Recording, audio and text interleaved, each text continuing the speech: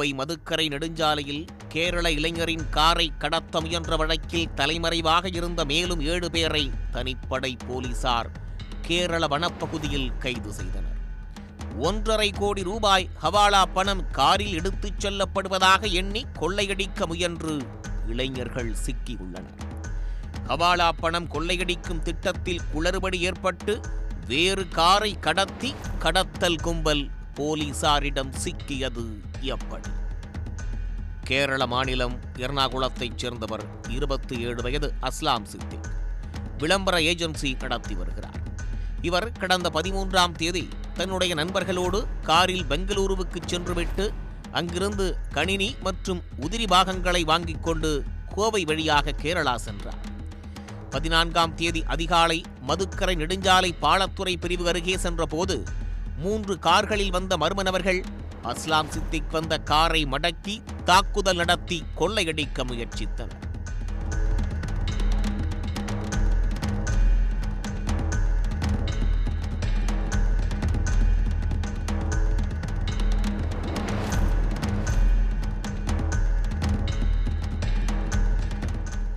அங்கிருந்து தப்பிய அஸ்லாம் மதுக்கரை போலீசில் புகார் அளித்தார். புகாரின் அடிப்படையில் வழக்கு பதிவு செய்த போலீசார் மாவட்ட காவல் கண்காணிப்பாளர் பத்ரி நாராயணன் உத்தரவின் பேரில் 3 தனிப்படைகள் அமைத்து தப்பிச் சென்ற மர்ம கும்பலை தேடி வந்தனர். முதல் கட்டமாக பாலக்காட்டில் பதுங்கியிருந்த சிவதாஸ், ரமேஷ் பாபு, ராணுவ வீரர் விஷ்ணு, அஜய்குமார், விஷ்ணு ஆகிய 5 பேரை கைது செய்து அவர்களிடமிருந்து 2 கார்களை பறிமுதல் செய்தனர்.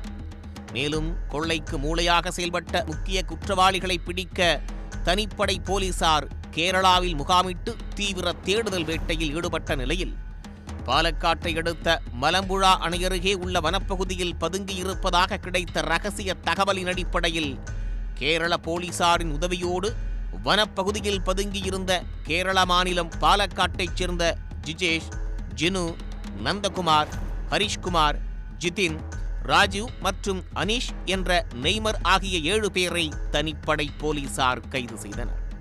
அவர்களை கோவைக்கு அழைத்து வந்து விசாரணை மேற்கொண்ட போது பல்வேறு அதிர்ச்சி தகவல்கள் வெளியானது.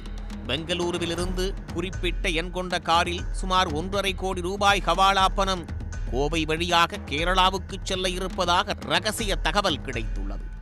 இதனையடுத்து ஹரிகுமார் தலைமையிலான இந்த கும்பல் அந்த ஹவாலா பணத்தை கொள்ளையடிக்க திட்டம் தீட்டியுள்ளனர். இதற்காக கார்களை தயார் செய்து அதை எப்படி அரங்கேற்றப் போகிறோம் என்ற ஒத்திகையும் பார்த்துள்ளனர்.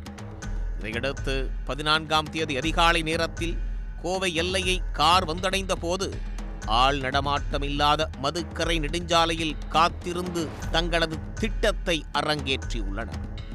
3 கார்களை கொள்ளையடிக்க அனுப்பியதோடு ஒரு காரில் போலீஸ் நடமாட்டம் உள்ளதா என்று 3 பேர் கண்காணித்து வந்துள்ளனர். ஹவாலா பணம் வரும் காரை கொள்ளையடித்தால் யாரும் புகார்களிக்க வரமாட்டார்கள் என்பதால் கிடைக்கும் 1.5 கோடியை அனைவரும் பங்கிட்டுக் கொண்டு சொகுசாக வாழ திட்டமிட்டதாகவும் விசாரணையில் தெரிவித்தனர். மேலும் இந்த கொள்ளைக்கு மூளையாக செயல்பட்ட ஜித்தின் மீது கேரளாவில் வழிப்பறி வழக்கு நிலுவையில் உள்ளது. இதுவரை இந்த வழக்கில் 12 பேர் கைது செய்யப்பட்ட நிலையில் அவர்களிடமிருந்து 4 கார்கள் பறிமுதல் செய்யப்பட்டுள்ளது. மேலும் ஹவாலா பணம் வருவதாக தகவல் கொடுத்தது யார், சம்பவத்தன்று கோவை வழியாக ஹவாலா பணம் கடத்தப்பட்டதா என்பது குறித்தும் தனிப்படை போலீசார் விசாரணையை விரிவுபடுத்தியுள்ளனர். உடனுக்குடன் செய்திகளை தெரிந்து கொள்ள சன் நியூஸ் பெல் ஐகானை கிளிக் பண்ணுங்க.